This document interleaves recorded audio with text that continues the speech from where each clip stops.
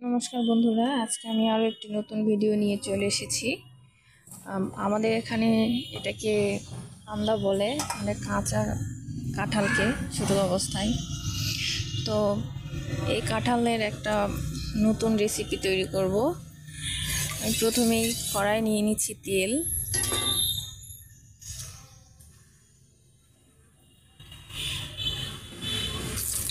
তেলটা গরম করার পর দিয়ে দিলাম 3টি মরিচ। আমি মরিচ কমই দেই। তারপর দিলাম দারচিনি, এলাচ, কালো ফল, তেজপাতা, গোলমরিচ, আদা বাটা দিয়ে এখন ভালো করে একটু নেড়ে চেড়ে নিব।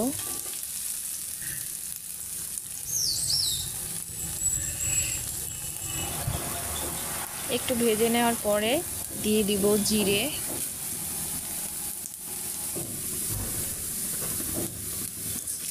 তারপরে দিয়ে দিলাম 5 ফোড়ন, দিয়ে আবার একটু নেড়ে চেড়ে নিব ভালো করে।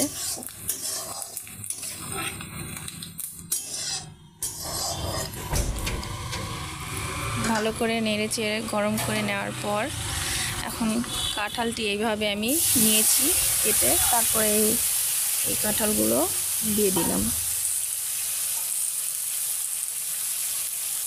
এখন ভালো করে একটু নেড়ে চেড়ে নিব, নিয়ে একটু হালকা ভাজা ভাজা করব।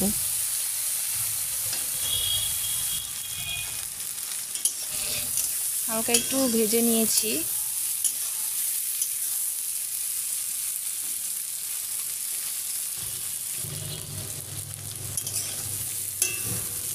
এইভাবে হালকা একটু ভেজে নিয়েছি, আপনারাও এভাবে ভেজে নেবেন। খেতে খুব ভালো লাগে এই রেসিপিটি, এই জন্য আমি এই ভিডিওটি বানালাম। এখন দিয়ে দিলাম লবণ, পরিমাণ মতো লবণ। আপনারা যতটুকু লবণ খাবেন ততটুকুই দিবেন। এরপর দিয়ে দিলাম হলুদের গুঁড়া,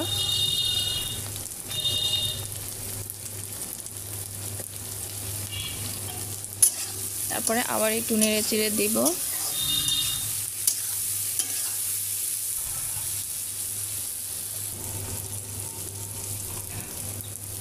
তারপরে দিয়ে দিলাম জিরের গুঁড়ো,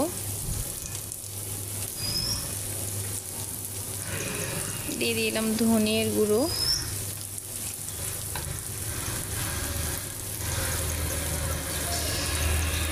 আর দিয়ে দিলাম সামান্য পরিমাণে গরম মশলা গুঁড়ো। এরপরে ভালো করে একটু কষায় নিব।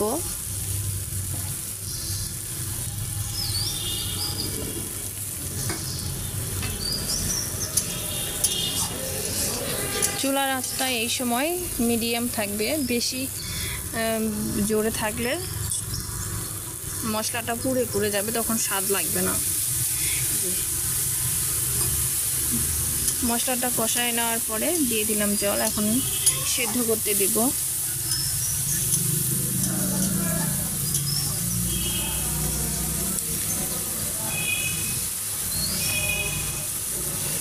সেদ্ধ করার জন্য একটু জল দিয়ে দিলাম পরিমাণ মতো।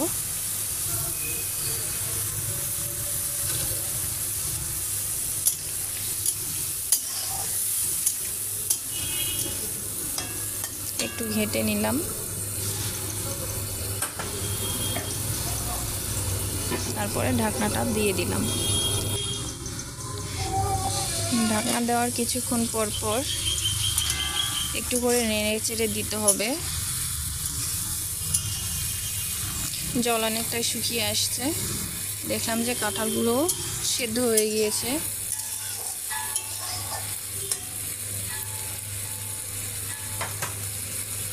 আরও একটু ভালো করে কষায় নিব, এই জন্য আবার একটু ঢেকে দিলাম। তারপর আবার কিছুক্ষণ পরে দেখি এরকম ভাজা ভাজা করে নিব।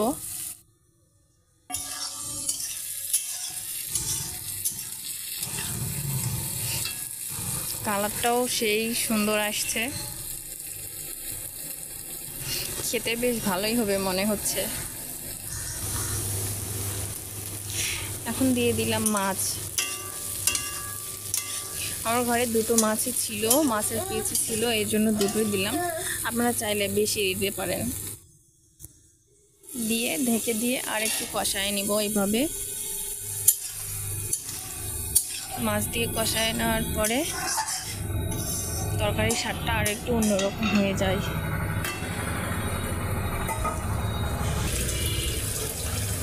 ভালো করে কষায় নেওয়ার পর নামায়ে ফেলছি। এই যে রেডি আমার তরকারি, কাঁঠালের কান্দার কষা। খুব টেস্টি লাগে খেতে। এখন একটু ঢেকে রাখলাম, 1-2 মিনিট এভাবে ঢেকে রাখার পর আবার ঢাকনাটা উঠায় হালকাভাবে একটু নেড়ে চেড়ে দিয়ে দিই। দেখেন অনেক সুন্দর হয়েছে, রসা রসা, দেখে জিভে জল চলে আসছে আমার। জানি না আপনাদের কেমন লাগছে। আপনারা এইভাবে বাসায় তৈরি করে খাবেন, কি আমাকে জানাবেন যে তরকারির রেসিপিটি কেমন ছিল।